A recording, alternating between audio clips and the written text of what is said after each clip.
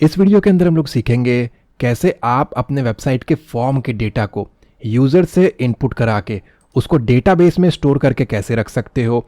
और इसी के साथ साथ अगर आपकी रिक्वायरमेंट ये है कि उस डेटा को आपको यहाँ पे शो करना है, किस किस यूज़र ने उसको फिल किया है, तो वो भी बहुत ही ईजिली हम यहाँ पे कर सकते हैं।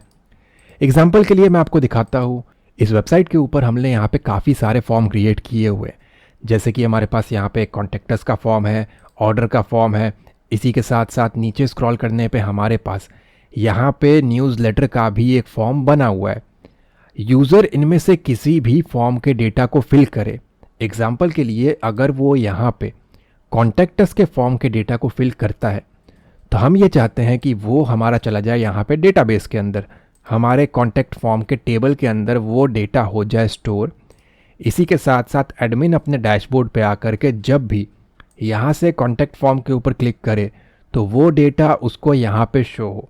और यही सेम चीज़ हम यहाँ पे चाहते हैं अपने कॉन्टैक्ट फॉर्म के लिए, ऑर्डर फॉर्म के लिए और अपने न्यूज़लेटर फॉर्म के लिए। ठीक है, बारी बारी हम लोग यहाँ पे हर एक फॉर्म के बारे में सीखेंगे, कैसे इसके डेटा को डेटाबेस के अंदर स्टोर किया जा सकता है। एग्जाम्पल के लिए मैं आपको यहाँ पे चेक कराता हूँ।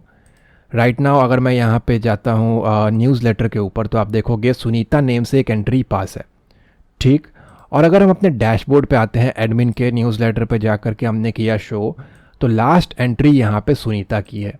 अगर मैं यहाँ पे एक ईमेल एड्रेस पास करूँ, तो मैंने एक डमी ईमेल एड्रेस प्रोवाइड किया है sujata@gmail.com। सबमिट के ऊपर क्लिक करेंगे तो लिख करके आता है न्यूज़लेटर सबमिटेड। ठीक है, अगर हम अपने टेबल में आकर के एक बार यहाँ ब्राउज पे क्लिक करेंगे तो आप देख सकते हो सुजाता नेम से एक एंट्री जो है वो पास हो चुका है। इसी के साथ साथ अपने न्यूज़लेटर वाले पेज को अगर हम यहाँ पे रिफ्रेश करेंगे तो इस जगह पे भी आप उसको देख पा रहे हो। तो इसे परफॉर्म करना बहुत ईजी है और मेरे स्टेप्स को फॉलो करके बहुत ही ईजिली आप न्यूज़लेटर के डेटा को डेटाबेस के अंदर स्टोर करना सीख जाओगे। एक बार आपने वो सीख लिया, उसके बाद हम सीखेंगे यहाँ पे कैसे आप कॉन्टैक्ट फॉर्म के डेटा को सबमिट कर सकते हो, ऑर्डर फॉर्म के डेटा को सबमिट कर सकते हो। इन शॉर्ट आप हर एक डेटा को बहुत ही ईजिली यहाँ पे सबमिट कर पाओगे। तो आज की वीडियो के अंदर हम लोग यही करने वाले हैं। वीडियो को स्टार्ट करने से पहले अगर आप हमारे चैनल पर न्यू हैं तो सब्सक्राइब करें, बेल आइकन को क्लिक करके ऑल नोटिफिकेशन को ऑन करें ताकि आपको लेटेस्ट वीडियोस की नोटिफिकेशन मिलती रहे। अगर आपने इस सीरीज़ को अब तक फॉलो अप नहीं किया है तो इस वीडियो के डिस्क्रिप्शन में आपको कंप्लीट प्लेलिस्ट का लिंक मिल जाएगा, वहाँ से आप बाकी वीडियोस को भी चेकआउट कर सकते हो। ऑलराइट, सो रेस्ट्रॉ 1 के ऊपर हमारे पास लगा हुआ है न्यूज़लेटर।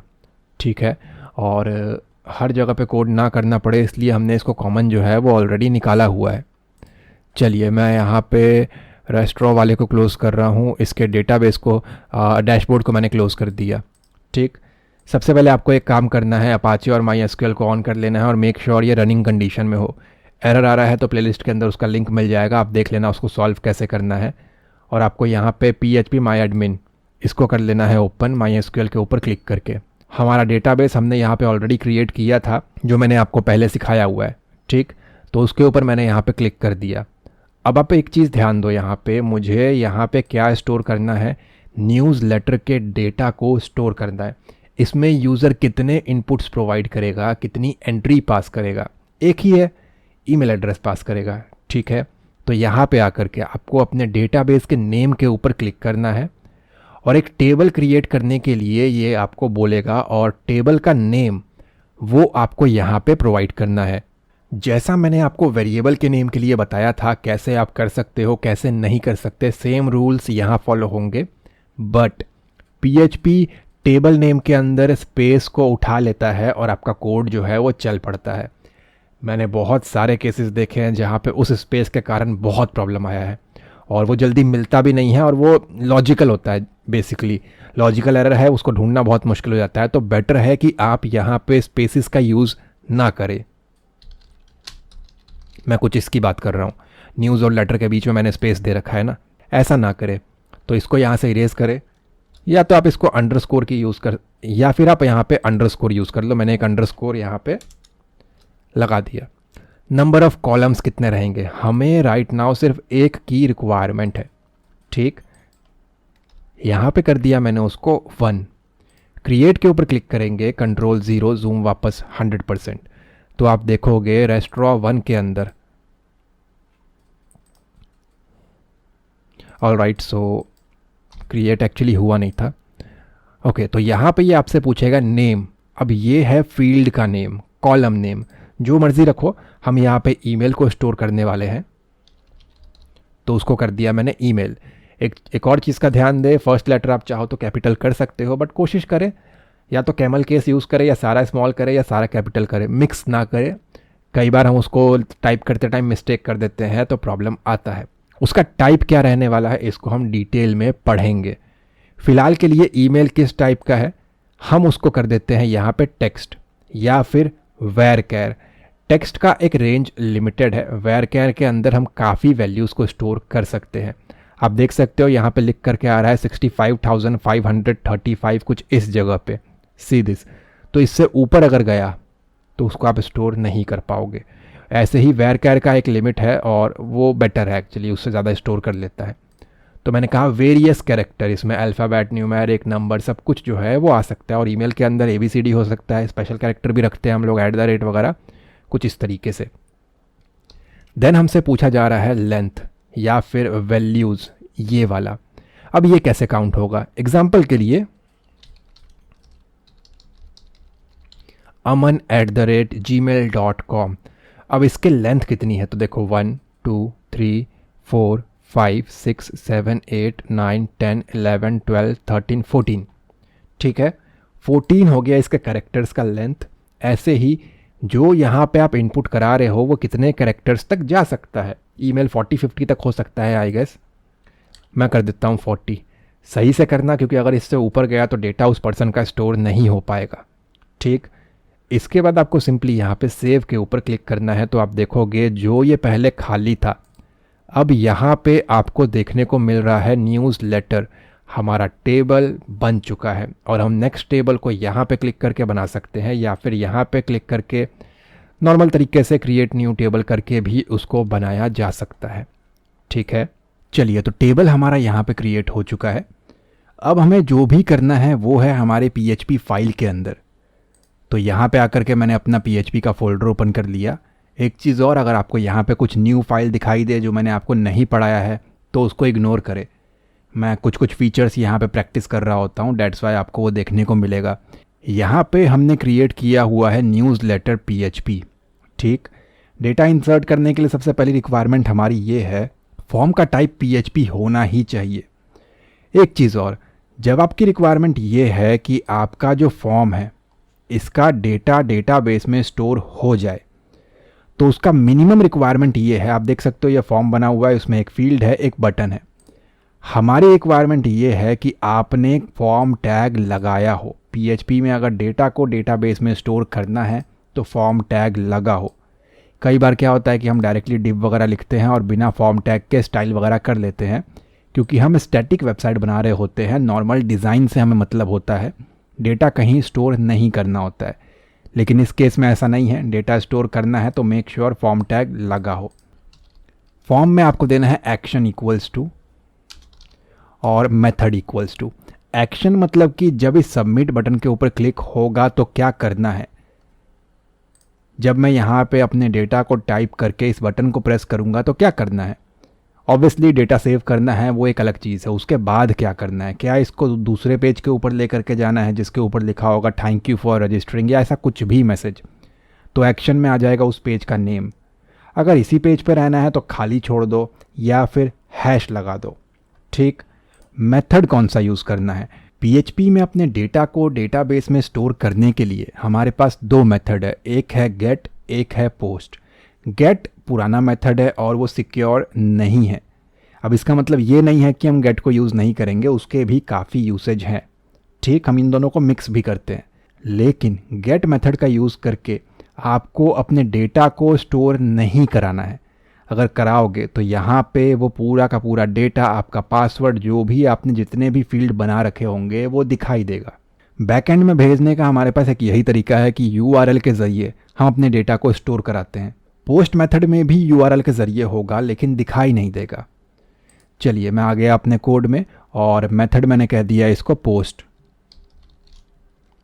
ठीक, एक्शन को आप खाली छोड़ दो, स्पेस मत देना या फिर हैश लगा दो।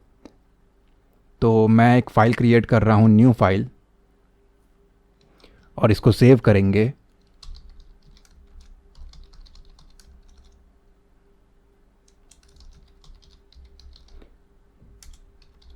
Newsletter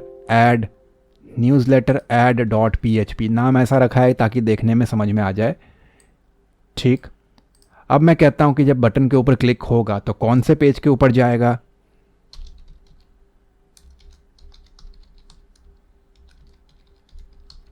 newsletter add dot PHP। It means जो भी कोड करना है डायरेक्टली यहां आके करना है, बटन प्रेस होते ही ये उसको यहां पे ले जाएगा। ये जो हमने इनपुट बॉक्स यहां बना रखा है इसका एक नेम देना पड़ेगा। Name equals to, email store करा रहे हैं तो ईमेल ही रख लो, और बटन का भी नेम होना ज़रूरी है। ध्यान दे आपका जो बटन है उसका टाइप यहाँ पे सबमिट हो, बटन ना हो। यहाँ पे सबमिट हो और यहाँ पे आप नाम जो मर्ज़ी दो, उससे फ़र्क नहीं पड़ता, बट इस जगह पे चाहिए है वो सबमिट। एक हो गया ईमेल, एक हो गया सबमिट। ठीक, पहले मैं आपको डायरेक्टली इसी पेज के ऊपर करके दिखा देता हूँ PHP का कोड। तो एक्शन को कर देते हैं यहाँ से हैश,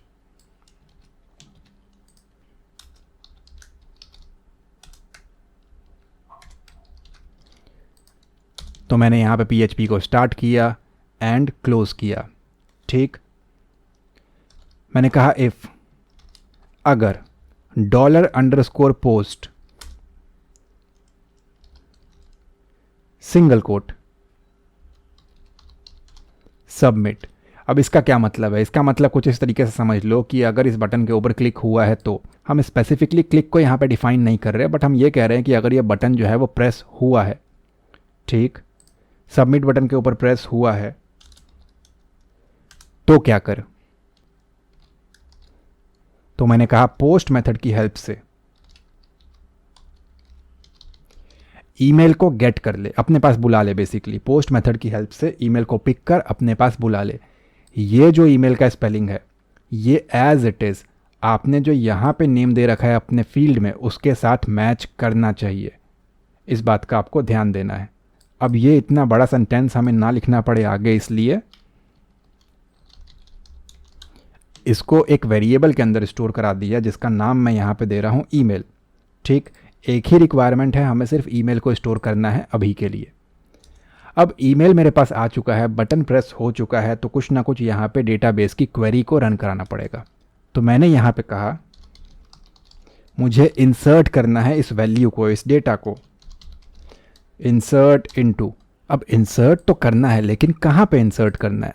हमें इंसर्ट करना है हमारे इस टेबल में, ठीक है, जिसका नेम हमने क्या दिया हुआ है, news_letter। तो यहाँ पे आता है इंसर्ट इनटू और आपके टेबल का नेम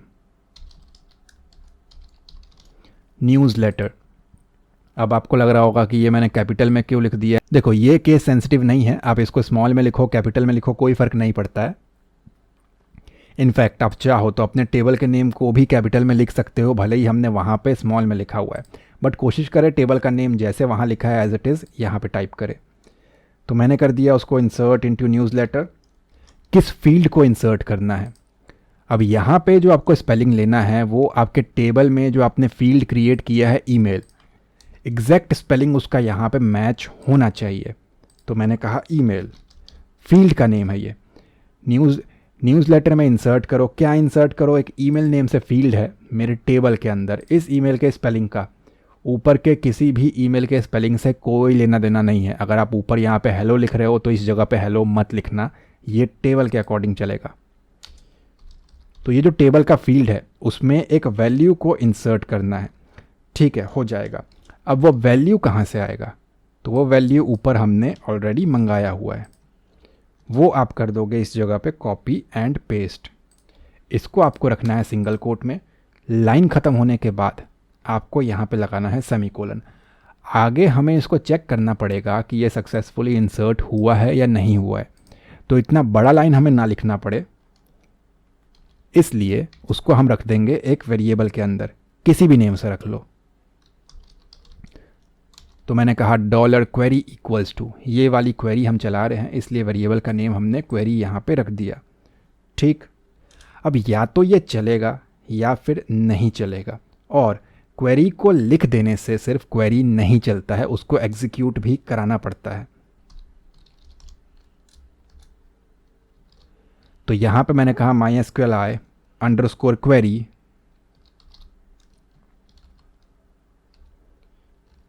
कि हमारे क्वेरी को हम एग्जीक्यूट कराना चाहते हैं। MySQLi, ध्यान देना आई यहाँ पे हो, अंडरस्कोर क्वेरी। ठीक, अब इसको 2 पैरामीटर चाहिए। पहला तो आपका कनेक्शन फाइल, डेटाबेस से जो आपने कनेक्शन एस्टैब्लिश किया होगा वो मैंने आपको ऑलरेडी डिटेल में सिखा दिया था लास्ट वीडियो के अंदर। क्या उसको हम यहाँ पे यूज़ कर रहे हैं, नहीं कर रहे हैं, इस पूरे के पूरे पेज में हमने कनेक्शन एस्टैब्लिश किया ही नहीं है। ठीक, सबसे पहले हमें कनेक्शन एस्टैब्लिश करना पड़ेगा, और अपने PHP के कोड को करने से पहले तो या तो इस जगह पे कर लो या HTML में सबसे ऊपर कर लो, जहाँ आपको सही लगे। अभी के लिए मैं इसको यहाँ से Ctrl+X कर रहा हूँ, सिर्फ 1 सेकंड के लिए आप इसको देख लो।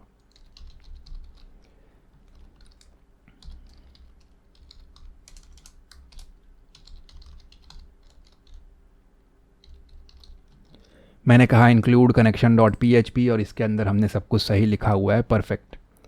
चेक कर लेते हैं एक बार इसको रन करके। आप देख सकते हो यहाँ पे लिखा हुआ है कनेक्शन ओके। चलिए परफेक्ट है। मेरा बाकी का कोड मैंने कर दिया यहाँ पेस्ट, कनेक्शन बन चुका है। अब इसको चाहिए है 2 पैरामीटर। पहला पैरामीटर है आपका connection file.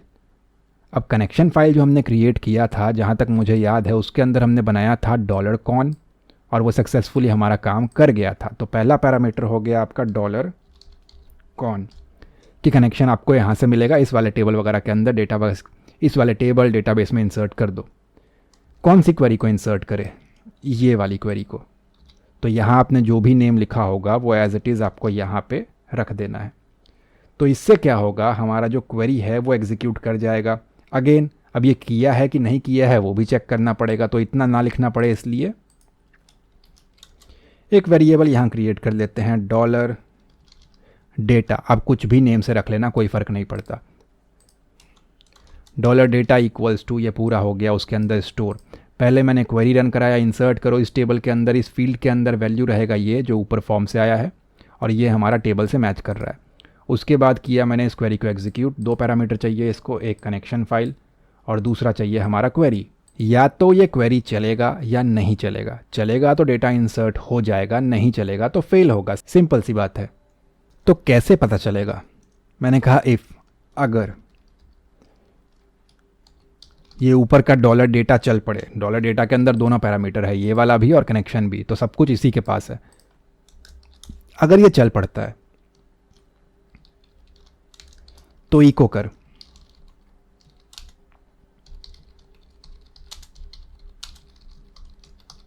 Data inserted into database. अब या तो ये चलेगा या नहीं चलेगा, दोनों में से कोई एक ही चीज़ हो सकता है।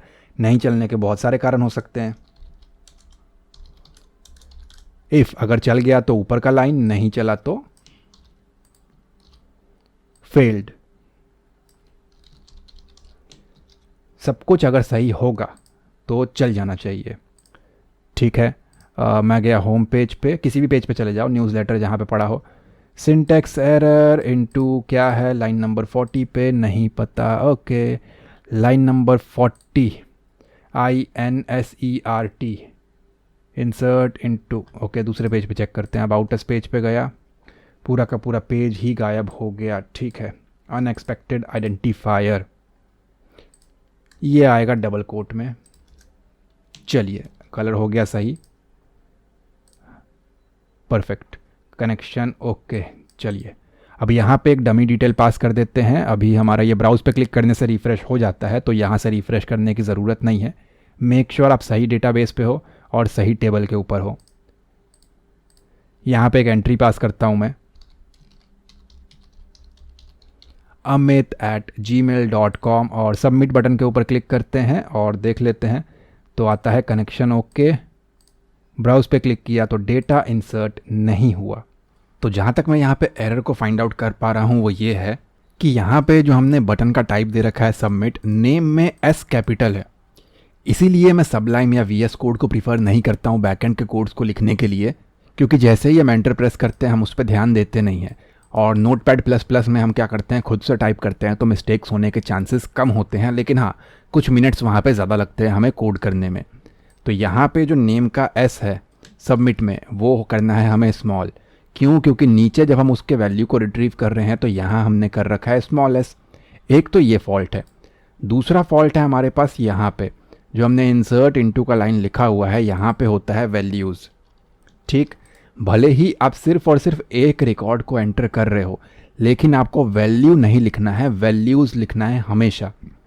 तो यही दोनों मिस्टेक्स हैं जो अभी के लिए मैं यहाँ पे चेक कर पा रहा हूँ। वेबसाइट के ऊपर आकर के इसको एक बार रिफ़्रेश करेंगे और अबाउट अस पेज पे मैं ऑलरेडी हूँ। यहाँ पे एक एंट्री पास करते हैं। पहले मैं आपको दिखा चुका हूँ यहाँ पे कि ये खाली है, तो एक ईमेल मैंने यहाँ पे पास किया और सबमिट के ऊपर क्लिक करेंगे। क्लिक करेंगे तो नीचे आके देखते हैं यहाँ पे कुछ मैसेजेस हैं, कनेक्शन ओके जो कि हमारा डेटाबेस का है, और उसके बाद एक मैसेज है data inserted into database control 0। अपने टेबल पे आकर के इसको चेक करते हैं तो आप यहाँ पे देखोगे sujata@gmail.com, उसकी एंट्री यहाँ पे पास हो चुकी है।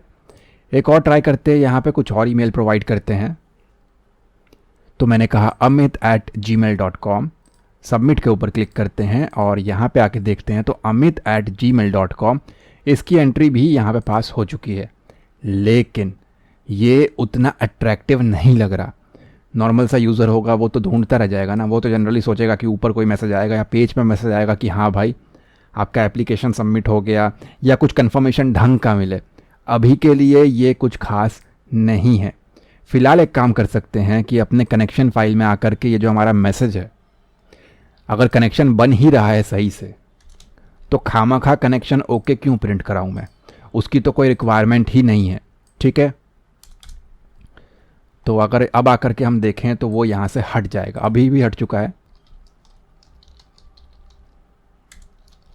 न्यू एंट्री मैं यहाँ पे पास कर रहा हूँ keshav@gmail.com, और यहाँ पे वो एंट्री पास हो चुकी है। एंड नीचे आके देखेंगे तो वो हट गया एटलीस्ट कनेक्शन वाला। ठीक, अब इसको नहीं हटाना है आपको कि इसको जा कर के भी आप डबल स्लैश लगा दो और आपका काम हो जाएगा। नो, ये मत करना।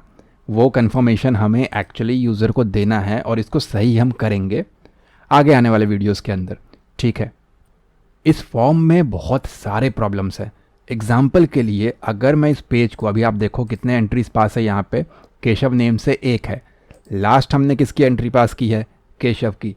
अगर इस पेज को रिफ़्रेश करते हैं और कंटिन्यू करते हैं तो अगेन सेम मैसेज हमें यहाँ पे देखने को मिलता है। यहाँ पे आके रिफ़्रेश करेंगे तो केशव की एंट्री फिर से पास हो गई। अब अगर ऐसा करें, मान लो यूज़र को पता ही नहीं चला कि ये मैसेज यहाँ लिखा हुआ है, जो कि हम बाद में चेंज करेंगे, डोंट वरी, और वो इसको एक्चुअली बार बार रिफ़्रेश कर रहा है कि भाई क्या हुआ, सर्वर डाउन है, क्या है, मेरा डेटा गया कि नहीं गया। और बैकएंड पे एक्चुअली क्या हो रहा है, मल्टीपल एंट्रीज पास हो रही हैं, जो कि प्रॉब्लम भी क्रिएट कर सकते हैं अगर हमने ईमेल के ऊपर वैलिडेशन लगाया हो कि सेम ईमेल एक ही पर्सन का रहेगा और लोगों का नहीं हो सकता, तो वो मल्टीपल एंट्री पास नहीं होने देगा, बट फ्रंट एंड पे यूज़र को प्रॉब्लम क्रिएट करेगा। मैं यहाँ पे खाली बटन के ऊपर क्लिक कर रहा हूँ, 2-3 बार मैंने यहाँ पे क्लिक कर दिया और यहाँ आके रिफ़्रेश करेंगे तो आप देखोगे एक लाइन बन करके आया है इस जगह पे। ये देखो, ये 2 line, it means blank entry भी यहाँ पे पास हो रही है। अगर हम नीचे आके 3-4 बार इसको और ट्राई मारते हैं तो आपको मैं दिखाता हूँ उसको कंफर्म करके।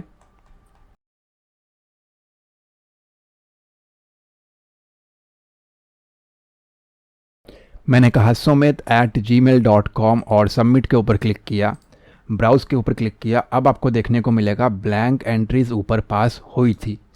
तो ये भी एक काफ़ी बड़ा प्रॉब्लम है हमारे इस कोड के अंदर। डेटा आपको इंसर्ट करना आ गया, आपको अगर वो डिटेल में समझ में आ चुका है तो बहुत अच्छी बात है, क्योंकि अब इसके ऊपर वैलिडेशंस लगेंगे तो वो एक्चुअली सर के ऊपर से जाएगा। तो कोशिश करूँगा कि मैं उसको थोड़ा और सिंप्लीफाई करके आपको समझा सकूँ।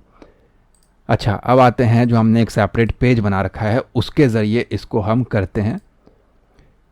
ये जो हमने रिफ़्रेश करने पे प्रॉब्लम आ रहा है या ब्लैंक एंट्री पास हो रही है, उसके वैलिडेशन में सबसे शुरुआती हमारा ये होता है कि एक काम करो, इसको सेपरेट पेज में ही रन करा के देख लो। तो यहाँ से मैंने उसको कंट्रोल X करके कट किया और यहाँ आकर के पेस्ट किया newsletterAd.php के ऊपर। ठीक है, और जो हमारा न्यूज़लेटर का पेज है उसका जो एक्शन हो जाएगा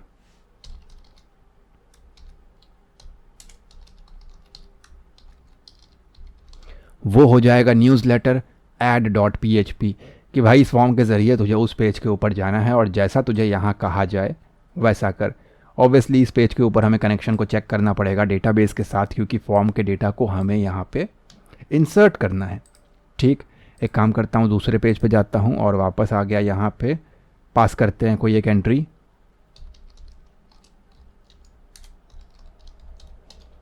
let's take an example kunal@gmail.com। Already कोई एंट्री नहीं है उस नेम से। सबमिट के ऊपर क्लिक करेंगे तो कहता डेटा इंसर्टेड इनटू डेटाबेस, और वो डेटा यहाँ पे आ चुका है। ये कुछ हद तक बेटर है, उतना अच्छा नहीं है, हम इसको सही करेंगे। अब आपको लगेगा कि ये सेपरेट पेज पे क्यों आ गया, ऊपर ही आपको यहाँ पे दिखेगा न्यूज़लेटर add.php के ऊपर ये पहुँच चुका है, क्योंकि हमने एक्शन में वही कहा था। और जब इस पेज पे आएगा तो वो जो नीचे पहले प्रिंट हो रहा था ना हमारे न्यूज़लेटर के फॉर्म के कनेक्शन ओके और ये सब, वो प्रिंट नहीं करेगा, क्योंकि इस पेज का अपना कोई डिज़ाइन नहीं है और डायरेक्टली एक मैसेज है। दैट्स वाई सिर्फ और सिर्फ मैसेज आपको देखने को मिला, और वो चीज़ आपको एक्चुअली यहाँ पे अब देखने को नहीं मिलेगा। इसको हम और इम्प्रूव करेंगे। अगर मैं इसको पेज को रिफ़्रेश करता हूँ और अपने डेटाबेस में आकर के चेक करता हूँ तो आप देखोगे जो कुणाल की एंट्री है वो एक्चुअली सिर्फ एक ही बार पास है। मैं कितना भी रिफ़्रेश करूँ वो अब रिपीट नहीं हो रहा है, लेकिन ब्लैंक छोड़ने पे वो हो रहा है। और एक चीज़, ये भले ही मेरे केस में ये काम नहीं कर रहा है सही से, मतलब कि ये एंट्री पास नहीं कर रहा है, बट 90% यूज़र का, भले ही ये दूसरे पेज पे हमने भेजा हुआ है, फिर भी सेम एंट्री पास होगा। एग्जाम्पल के लिए अमित की एंट्री पास कर देते हैं और दोबारा अगर इसी पेज को रिफ़्रेश मार दे तो भी रिपीट हो गया एक्चुअली। अब आप बोलोगे इस पेज को रिफ़्रेश कौन करेगा, तो देखिए हम इस पेज पे ला करके छोड़ेंगे नहीं, इसको वापस उस पेज पे लेके जाना पड़ेगा, तो बात फिर वही हो जाता है। तो इस प्रॉब्लम का सॉल्यूशन हम देखेंगे किस तरीके से हम कर सकते हैं। लिंक आपको डिस्क्रिप्शन में मिल जाएगा। आई होप मेरे इस ट्यूटोरियल को देख करके आपने बहुत ही ईजिली अपने फॉर्म के डेटा को डेटाबेस के अंदर स्टोर कर लिया होगा। मेरी पूरी कोशिश थी कि इस वीडियो के अंदर आपको सारी चीज़ें स्टेप बाय स्टेप बहुत ही ईजी वे में समझा दी जाए, और उम्मीद करता हूँ ये वीडियो आपको पसंद आया होगा। अगर ये वीडियो आपको अच्छा लगा है तो प्लीज़ लाइक करें एंड कमेंट में अपना फीडबैक ज़रूर दें। चैनल पे न्यू हैं तो सब्सक्राइब करें, बेल आइकन को क्लिक करके ऑल नोटिफिकेशन को ऑन करें ताकि आपको लेटेस्ट वीडियोस की नोटिफिकेशन मिलती रहे। मैं मिलता हूँ आपसे अगली वीडियो में। Thanks for watching guys.